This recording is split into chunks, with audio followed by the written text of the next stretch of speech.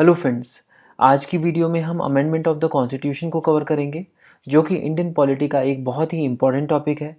समय के साथ परिस्थितियां बदलती रहती हैं और इन बदलती हुई परिस्थितियों में ज़रूरत ये है कि हमारे कॉन्स्टिट्यूशन को भी समय के साथ एडजस्ट किया जाए, और ये एडजस्टमेंट किया जाता है कॉन्स्टिट्यूशन को अमेंड करके। हमारे कॉन्स्टिट्यूशन में ऐसे बहुत सारे आर्टिकल्स हैं जो पार्लियामेंट को ऐसी पावर्स देते हैं जिससे कॉन्स्टिट्यूशन को अमेंड किया जा सके। बट यहाँ पर सबसे इम्पॉर्टेंट क्वेश्चन ये है कि क्या पार्लियामेंट कॉन्स्टिट्यूशन के किसी भी पार्ट को अमेंड कर सकता है? तो इसका आंसर मिलता है केशवानंद भारती वर्सेस केरला केस में सुप्रीम कोर्ट के जजमेंट से। यहाँ पर सुप्रीम कोर्ट ने अपने निर्देश में ये कहा था कि हमारा कॉन्स्टिट्यूशन कोई पॉलिटिकल डॉक्यूमेंट नहीं है, बल्कि एक सोशल फिलॉसफी है। और हर एक फिलॉसफी की तरह हमारे कॉन्स्टिट्यूशन के भी दो मेन फीचर्स हैं, बेसिक फीचर्स और सर्कमस्टेंशियल फीचर्स। हर एक फिलॉसफी की जो सर्कमस्टेंशियल फीचर्स होती हैं वो समय के साथ बदलती रहती हैं, बट फिलॉसफी तभी तक जिंदा रहती है जब तक कि उस फिलॉसफी की बेसिक फीचर्स इंटैक्ट रहे विदाउट एनी चेंजेस। इसीलिए सुप्रीम कोर्ट ने कहा है कि हमारे कॉन्स्टिट्यूशन की भी सर्कमस्टेंशियल फीचर्स को तो चेंज किया जा सकता है, बट बेसिक फीचर्स में किसी भी तरह के चेंजेस संभव नहीं है। तो ये था केशवानंद भारती केस में सुप्रीम कोर्ट का निर्देश। हमारे कॉन्स्टिट्यूशन की किन फीचर्स को बेसिक फीचर्स कहा गया है, ये हम नेक्स्ट चैप्टर में कवर करेंगे। अभी के लिए हम फोकस करेंगे हमारे कॉन्स्टिट्यूशन की सर्कमस्टेंशियल फीचर्स पर, जिन्हें तीन तरह से अमेंड किया जा सकता है। सर्कमस्टेंशियल फीचर्स यानी बेसिक फीचर्स को छोड़कर बाकी पूरा कॉन्स्टिट्यूशन, यानी इसमें बहुत सारे आर्टिकल्स होंगे, करेक्ट। तो कुछ आर्टिकल्स को अमेंड करने के लिए पार्लियामेंट में सिंपल मेजॉरिटी की ज़रूरत पड़ती है, और कुछ आर्टिकल्स को अमेंड करने के लिए स्पेशल मेजॉरिटी की ज़रूरत पड़ती है। और हमारे कॉन्स्टिट्यूशन के कुछ फीचर्स को अमेंड करने के लिए स्पेशल मेजॉरिटी के साथ साथ स्टेट लेजिस्लेचर से भी रेटिफाई करवाना पड़ता है। तो हम कह सकते हैं कि हमारे कॉन्स्टिट्यूशन को अमेंड करने के लिए ये तीन तरीके अवेलेबल हैं। अमेंडमेंट के इन दोनों तरीक़ों से हम हमारे कॉन्स्टिट्यूशन की कौन कौन सी फीचर्स को चेंज कर सकते हैं, ये मेंशन्ड है हमारे कॉन्स्टिट्यूशन के आर्टिकल 368 में। और पार्लियामेंट में सिंपल मेजॉरिटी से हम हमारे कॉन्स्टिट्यूशन की कौन कौन सी फीचर्स को चेंज कर सकते हैं, ये उन फीचर्स से रिलेटेड आर्टिकल्स में ही मेंशन किया गया है कि ये फीचर्स पार्लियामेंट में सिंपल मेजॉरिटी से अमेंड किए जा सकते हैं। इसके एग्जाम्पल्स हैं आर्टिकल 3, आर्टिकल 4, 169 और आर्टिकल 82। ऐसे और भी बहुत सारे आर्टिकल्स हैं, और इन आर्टिकल्स में क्या क्या कहा गया है ये भी देखेंगे। बट उससे पहले सिंपल मेजॉरिटी और स्पेशल मेजॉरिटी के बीच के डिफरेंस को समझ लेते हैं।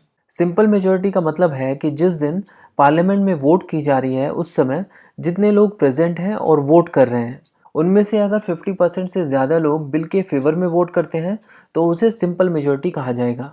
और थोड़ी देर में इसको हम एक एग्जाम्पल से भी समझेंगे। और ये जो स्पेशल मेजॉरिटी है, इसमें दो कंडीशन सेटिस्फाई करनी होती हैं। लोकसभा या राज्यसभा जहाँ पर भी ये वोटिंग हो रही है, उसकी टोटल मेंबरशिप के अगर 50% से ज़्यादा लोग बिल के फेवर में वोट डालें, और साथ ही साथ जिस दिन ये वोटिंग हो रही है उस दिन जितने भी लोग हाउस में प्रेजेंट हैं और वोट कर रहे हैं, उसमें से 2/3 मेंबर्स से ज़्यादा इस बिल के अगर फेवर में वोट डालते हैं, तो जब ये दोनों कंडीशन सेटिस्फाई होंगी तभी ये बिल स्पेशल मेजॉरिटी से पास माना जाएगा। सिंपल मेजॉरिटी और स्पेशल मेजॉरिटी को हम एक एग्जाम्पल से देखते हैं। हम लोकसभा का केस लेंगे। लोकसभा की टोटल मेंबरशिप है 543। अब मान लीजिए कि जिस दिन अमेंडमेंट बिल पर वोटिंग की जा रही है उस दिन सिर्फ 500 लोग ही लोकसभा में मौजूद हैं, और उसमें से भी कुछ लोगों ने डिसाइड किया कि वो वोट नहीं डालेंगे। हमारा कॉन्स्टिट्यूशन ये अलाउ करता है कि अगर सांसद चाहे तो वोटिंग में पार्टिसिपेट ना करें। तो हम अपने इस हाइपोथेटिकल केस में ये अज्यूम कर रहे हैं कि 500 लोग जो लोकसभा में उस दिन मौजूद हैं उनमें से सिर्फ 400 लोगों ने ही वोट डाला। तो इस केस में इन 400 लोगों को कहा जाएगा मेंबर्स प्रेजेंट एंड वोटिंग। अब हम कुछ कैलकुलेशंस करते हैं।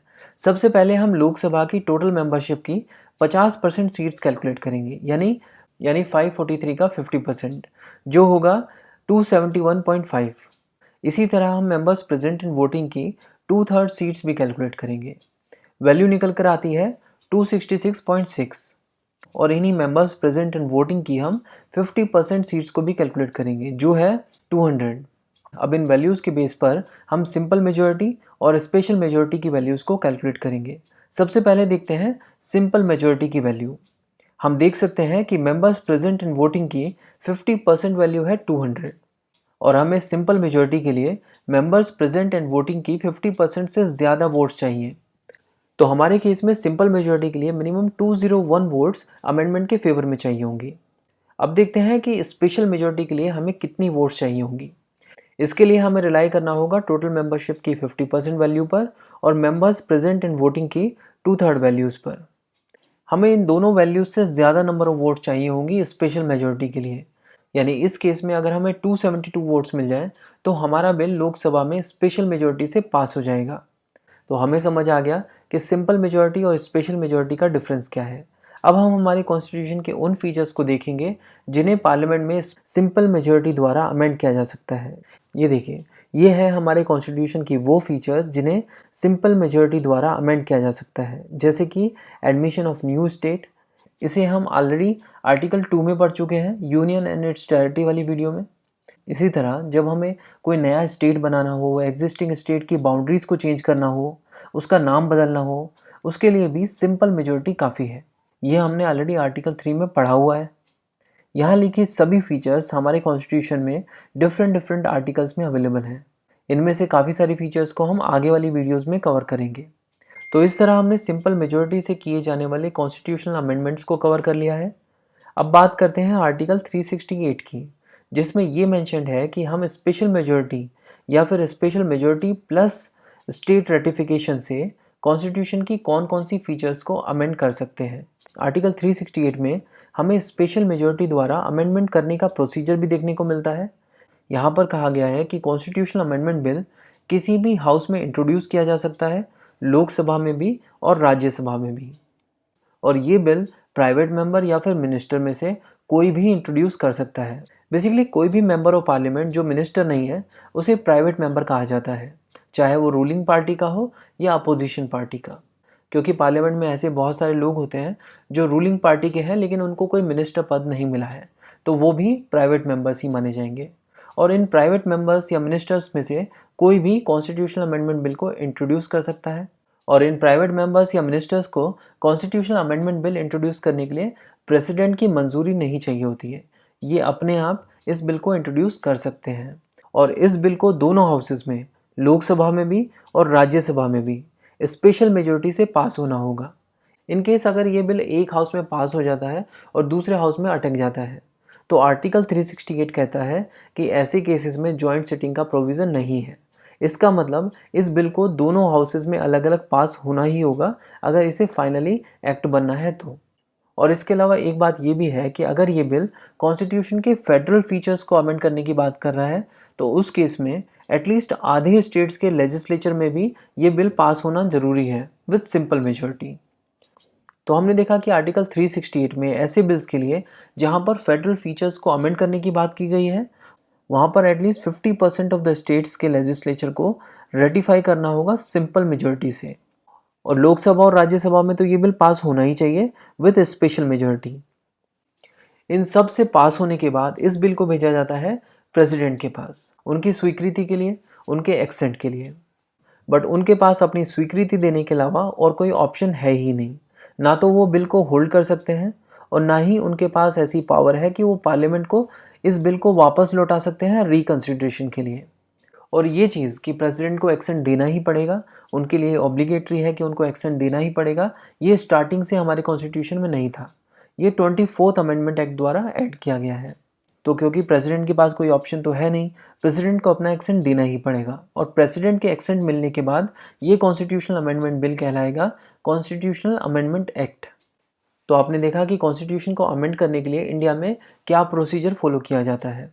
कुछ देशों में जैसे कि ब्रिटेन में ये प्रोसीजर इंडिया के मुकाबले काफ़ी इजी है, बहुत इजीली आप कॉन्स्टिट्यूशन को अमेंड कर सकते हो। और कुछ देशों में ये प्रोसीजर इंडिया के मुकाबले काफ़ी डिफ़िकल्ट है, जैसे कि अमेरिका में उनका कॉन्स्टिट्यूशन बहुत ही रिजिड है और उसको चेंज करना इतना आसान नहीं है। तो यहाँ पर ये कहा जा सकता है कि इंडियन कॉन्स्टिट्यूशन जो है वो ना तो ज़्यादा फ्लेक्सिबल है और ना ही ज़्यादा रिजिड। अब देखते हैं हमारे कॉन्स्टिट्यूशन के उन फीचर्स को जिन्हें अमेंड करने के लिए लोकसभा और राज्यसभा में स्पेशल मेजॉरिटी चाहिए और साथ ही साथ 50% स्टेट्स के लेजिस्लेचर से सिंपल मेजॉरिटी। यहाँ पर पहला पॉइंट ये है कि अगर हमें प्रेसिडेंट के इलेक्शन के प्रोसीजर में बदलाव चाहिए तो हमें अमेंडमेंट के इस तरीके को फॉलो करना पड़ेगा। और हमने देखा था कि ये प्रोसीजर हम तभी फॉलो करेंगे जब फेडरल स्ट्रक्चर पर बात आ रही है। तो अब क्वेश्चन ये आता है कि प्रेसिडेंट के इलेक्शन प्रोसीजर में कौन सी फेडरल फीचर्स अफेक्ट हो रही है। तो अगर आप प्रेसिडेंट के इलेक्शन प्रोसीजर को देखोगे तो आप देखोगे कि उसमें स्टेट लेजिस्लेटिव के इलेक्टेड मेंबर्स भी वोट डालते हैं और मेंबर्स ऑफ पार्लियामेंट भी। तो आप समझ ही सकते हो कि प्रेसिडेंट के इलेक्शन प्रोसीजर को चेंज करने का मतलब ये भी हो सकता है कि वो स्टेट के लिए डिसएडवांटेजेस हो। इसीलिए एटलीस्ट 50% ऑफ द स्टेट्स को ये रेटिफाई करना पड़ेगा विद सिंपल मेजॉरिटी कि वो इसके पक्ष में है। तो अगर आप इन सातों पॉइंट्स को देखोगे तो आप समझ सकते हो कि इन पॉइंट्स को टच करने का मतलब है स्टेट और यूनियन के बॉन्ड को टच करना, यानी फेडरल फीचर को टच करना। इनफैक्ट 7th पॉइंट को अगर आप देखो तो यहाँ पर लिखा है कि आर्टिकल 368 में दिए गए अमेंडमेंट प्रोसीजर को भी चेंज किया जा सकता है इस अमेंडमेंट प्रोसीजर से। यानी आर्टिकल 368 खुद आर्टिकल 368 को भी अमेंड कर सकता है, लेकिन पार्लियामेंट में स्पेशल मेजॉरिटी और हाफ ऑफ द स्टेट को रेटिफाई करना पड़ेगा। तो हमने आर्टिकल 368 को समझा, कॉन्स्टिट्यूशन की उन फीचर्स को भी देखा जिन्हें पार्लियामेंट की स्पेशल मेजॉरिटी और half of the state legislature के रेटिफिकेशन के बाद ही अमेंड किया जा सकता है। अब देखते हैं कॉन्स्टिट्यूशन की उन फीचर्स को जिन्हें अमेंड करने के लिए पार्लियामेंट में स्पेशल मेजॉरिटी चाहिए, स्टेट रेटिफिकेशन की ज़रूरत नहीं है। तो आर्टिकल 368 में दिए गए अमेंडमेंट के इस प्रोसीजर में फंडामेंटल फीचर्स और डीपीएसपी को भी अमेंड किया जा सकता है और साथ ही साथ कॉन्स्टिट्यूशन की उन सभी फीचर्स को भी पार्लियामेंट में स्पेशल मेजॉरिटी द्वारा अमेंड किया जा सकता है जो फीचर्स पहले और तीसरे अमेंडमेंट टाइप में कवर नहीं किए गए हैं। और ध्यान रहे कि यहाँ पर हम कॉन्स्टिट्यूशन की सर्कमस्टेंशियल फीचर्स की बात कर रहे हैं, बेसिक फीचर्स की नहीं, क्योंकि उनको तो अमेंड किया ही नहीं जा सकता। तो हमने देखा कि हमारे कॉन्स्टिट्यूशन की सर्कमस्टेंशियल फीचर्स को कैसे अमेंड किया जा सकता है।